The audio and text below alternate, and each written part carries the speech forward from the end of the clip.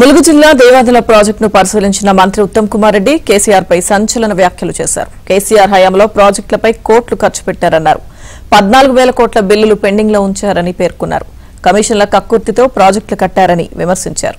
కాళేశ్వరం, పాలమూరు, దేవాదుల, సీతారామ అన్ని చోట్ల గత ప్రభుత్వం దోపిడీ కనిపిస్తోందన్నారు. ఇక 2026 మార్చి కల్లా దేవాదుల ప్రాజెక్టును పూర్తి చేస్తామన్నారు మంత్రి ఉత్తమ్ కుమార్ రెడ్డి.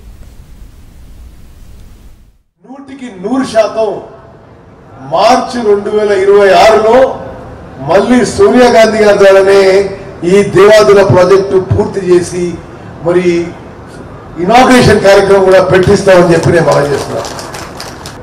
రాష్ట్రంలో ఇరిగేషన్ శాఖ గురించి గతంలో జరిగిన విషయం, ఇప్పుడు జరుగుతున్న విషయాలు కొన్ని మీకు చెప్పాలి. గత 10 ఏళ్లుగా కేసీఆర్ ఆయన కుటుంబ సభ్యులు ఇరిగేషన్ శాఖని సర్వనాశనం చేశారు. తెలంగాణ రాష్ట్రంలో ఇరిగేషన్ శాఖని అడ్డం పెట్టుకొని ఒక డెకాల్టివేషన్, ఒక దొంగతనం చేసింది. వాళ్ళు మీరు ఏ ప్రాజెక్టు ముట్టుకున్నా 1000 కోట్ల లూటీ జరిగింది.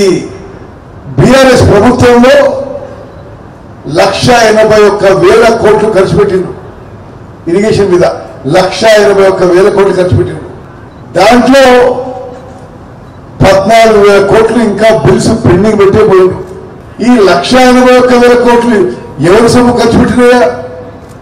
మిమ్మల్ని, మమ్మల్ని, మన పిల్లల్ని, వాళ్ళ పిల్లల్ని, వాళ్ళ జీవితాలు తాకట్టు పెట్టి చాలా ఖరీదైన అప్పులు తీసుకొచ్చి మరి కమిషన్ల కక్కుర్తి కొరకు ప్రాజెక్టులు కట్టింది తప్పితే జనానికి నీరు ఇవ్వడానికి కాదు అని చెప్పి మనం చేస్తున్నాం.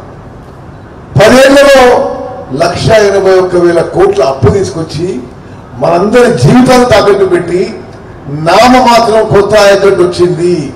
మీరు కాళేశ్వరుడు అంతే, మీరు పాలమూరు అంతే, మీరు సీతారామ సాగర్ అంతే, సీతమ్మ సాగర్ అంతే, మీరు దేవాదేవుడు అంతే.